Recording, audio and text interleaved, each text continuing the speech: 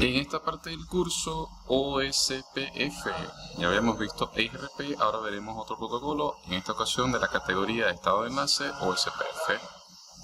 ¿Qué vamos a hacer? Bueno, veremos una pequeña implementación de OSPF, las prácticas recomendadas y en este caso muy particular OSPF de área única, es decir, ya sabemos que OSPF puede trabajar en varias áreas, en múltiples áreas, pero en esta ocasión será de área única. Y algunas configuraciones de OSPF versión 2 que es para IPv4 y de OSPF versión 3 que es para IPv6. Comencemos con las características de OSPF, como les había comentado, OSPF versión 2 para IPv4, OSPF versión 3 para IPv6. Básicamente está la estructura de los datos, los mensajes del protocolo de routing y un algoritmo. Primero tenemos que establecer adyacencias entre los vecinos y para eso se deben cumplir una serie de características, como por ejemplo que estemos en la misma área, que estemos en la misma red, en el mismo tipo de red, los mismos timers, ¿sí? Por ejemplo. Y que bueno, lo podemos implementar de múltiples áreas o de única área en OSPF. Recuerda que este tema de las áreas es que OSPF definitivamente hace un uso intensivo del procesamiento, de la memoria, tiene que conservar más datos de forma congruente, y cuando separamos los grupos de router de acuerdo a las áreas, pues ese uso intensivo se reduce.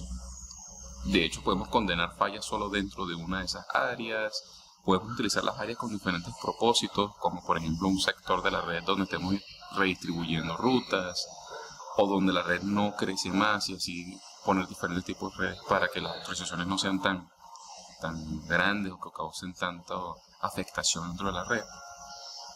Eso es básicamente la idea.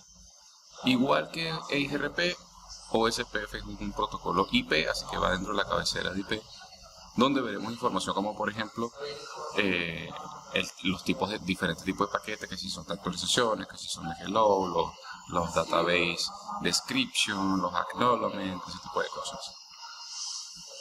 Como en la misma manera que lo vimos en EIGRP, tiene mensajes hello, que son para descubrir vecinos, establecer adyacencias y mantener las relaciones entre los vecinos. También podemos con él elegir el router designado. Esto es en el caso de que la red sea multiacceso. Generalmente necesitamos designar un router como principal o un DR y un router como backup, para que así las actualizaciones de ruta del intercambio de LCA también se reduzcan, ¿sí? Estaremos trabajando en la dirección de multicast 224.0.0.5 y la 224.0.0.6. Ya veremos cuál es la diferencia entre ambas. Y tenemos una edición de multicast IPv6 FF02.2.5 también. Básicamente entonces lo que queremos es describir un poco los estados. Pasamos desde down, init, to wait, xstart, xexchange, loading y hasta finalmente full. Ya veremos en algunos casos donde no necesariamente se hay que llegar al estado full, sobre todo en las relaciones con router en redes multiacceso, ¿sí? La idea de esto es, por supuesto, verlo a través de una práctica y con la compañía de nosotros en un ejercicio. Sin embargo, usted lo puede practicar en su hogar con Packet Tracer, colocando router OSPF y ver los cambios de estado, que generalmente son muy rápidos. Pero entender básicamente que cada uno es importante para ver si la red ha convergido o no. En un ejercicio como este tenemos tres routers que están conviviendo en una misma área, ¿sí? Básicamente lo haremos con el comando router OSPF y un número de ID, que en teoría no debe ser necesariamente igual en todos los equipos, aunque en la práctica se acostumbra a que sea el mismo. Esto puede ser una confusión en el examen, porque ya sabemos que en EIGRP sí debe ser igual, en OSPF no es obligatorio que sea igual. Porque tiene solamente importancia a nivel local, ¿sí? Luego, muy parecido a lo que ocurre en EIGRP, debemos asignar un router ID y también cumple más o menos con los mismos principios. Se puede configurar dentro del protocolo con el comando router ID en formato IPv4, no importa si es OSPF versión 3 o versión 2.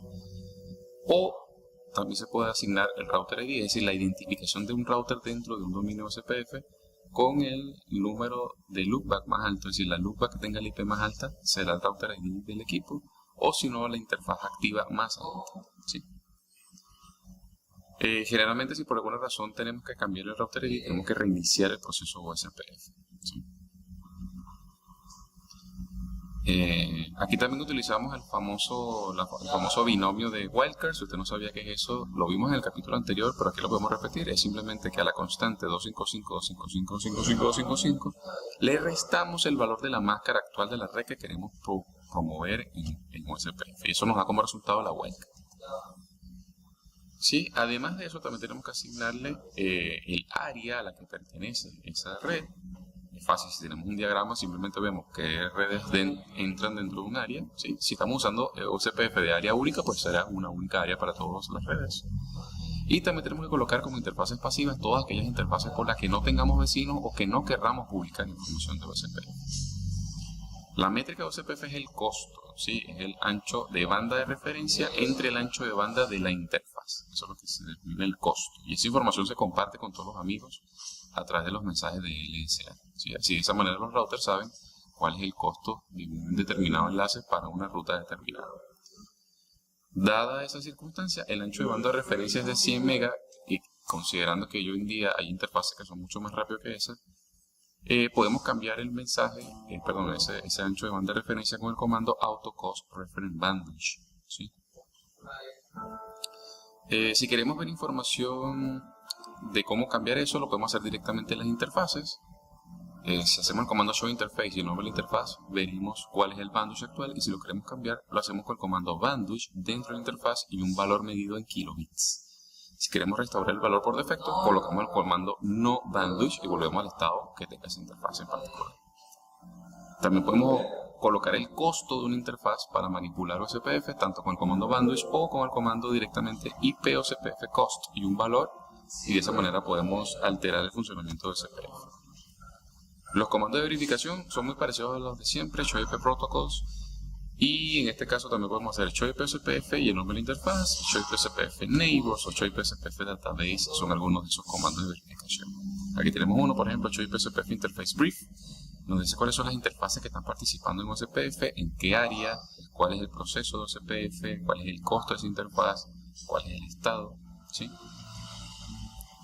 Si estamos hablando específicamente de OSPF versión 3, recordemos que simplemente es para IPv6, y donde cambian algunas cosas como por ejemplo, bueno, obviamente la multicast, ¿sí? Que está en formato IPv6.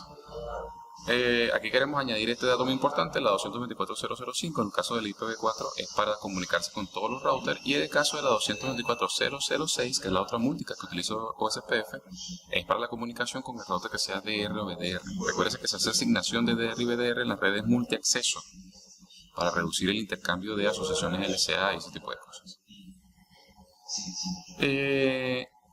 Luego tenemos en IPv6 más o menos su homólogo, sería la FF025 y la FF022.6 en el caso de las multicast, y que el comando, igual que lo hicimos en IGRP, se hace dentro de la interfaz, ¿sí? También soportamos autenticación, ¿sí? Tanto en IPv4 como en IPv6. Recuérdese que en IPv6, la forma de trabajo del protocolo es con las direcciones de link local, es decir, el siguiente salto de un router es la link local de ese router en particular. ¿Sí? Por eso es interesante cambiar esa información de forma manual.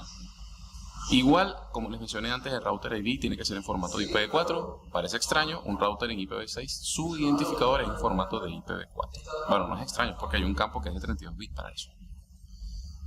Aquí está la configuración, es muy sencilla como les comenté, igual que se hace en IGRP, se hace dentro de la interfaz. Es decir, yo quiero que una interfaz participe en IPv6, hago el comando IPv6 OSPF10, es decir, el número de proceso y el área en la que esa red va a participar. Y todo después lo puedo verificar muy parecido con IPv4, por ejemplo, el comando showIPv6 OSPF Interface Brief. Sí, también podemos hacer showIPv6 OSPF Neighbor para ver nuestros vecinos, o showIPv6 Protocol, y así vemos detalles de ese protocolo en particular. Ahí tenemos algunos, por ejemplo, IPv6 Route, y vemos las rutas. Ahí está con O, si son redes que pertenecen a la misma área, es decir, intra-area network. También la podemos ver como IA, que es inter-área. Hay una posible confusión, ¿no?, entre intra-área, que es la misma área, e inter-área es entre áreas. También tenemos las E2 o E1, que son las externas, cuando estamos viendo información desde otro protocolo o desde otra cosa que no pertenezca a OSPF, la veremos como E2 o E1.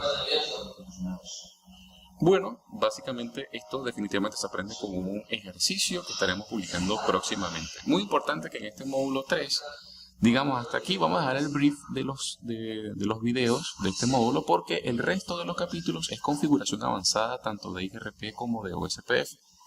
Eso preferiríamos verlo en nuestros cursos oficiales, o en breve publicaremos algún tipo de video con un laboratorio corto. Recuerden que la idea es que usted no esté mucho tiempo viendo el video y se aburra. La idea es como tener como una visión general y luego todo complementarlo, bien con una práctica o bien con sus lecturas particulares de todos los recursos que le ofrecemos en ceaccna.com, guías, libros, laboratorios, cuestionarios, etcétera, etcétera. De momento, muchísimas gracias por habernos acompañado en este módulo 3. Próximamente estaremos publicando el resto de los capítulos. Lo invitamos también a revisar nuestras publicaciones en la página de ceaccna.com. Por ahora, agradecidos enormemente. Hasta luego.